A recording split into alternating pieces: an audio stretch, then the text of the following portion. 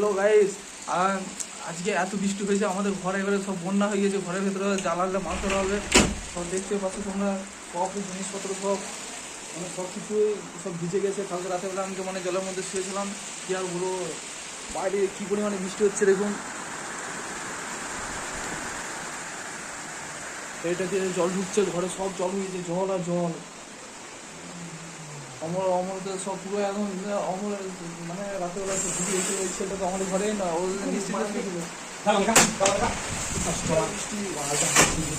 কি আর বলবো। কালকে রাতের বেলা আমি জলের মধ্যে মানে পুরো ভিজে গেছিলাম। এই জায়গাটা মানে সব ভিজে গেছে, জল আর জল।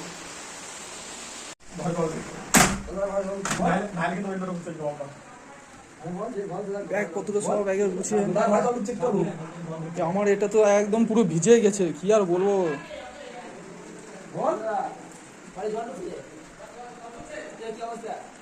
দাদা ঘরে মাছ ধরাবে, জাল টানুন। এইদিকে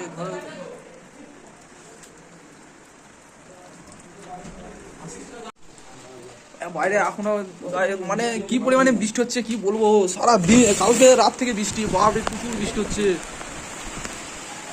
মানে আমাদের ওইদিকে হলে এত মনে মনে বন্যা ফন্যা হয়ে যেত। জিত তো এইদিকে কাজ করতে লেগে গেছে, জল পুষতে লেগে গেছে। আর কত জল পুষবে, এইদিকে সব জল এই সব ফাঁক ফাঁক দিয়ে আসছে সব জল। সেই জন্যই বলি বিল্ডিং করলে একটু ভালো করে করতে। এর থেকে আমাদের মাটির বাড়ি ভালো আছে। দেখো গাইস কেমন জল, কি পরিমাণে বৃষ্টি হচ্ছে। এখন জলে সব ভর্তি ভর্তি, নিচে তো এখন জল তো এখন সব জল, সব এগুলো সব। জিৎ বলছে আমি কালো হয়ে যাচ্ছি জল খুশখুশে।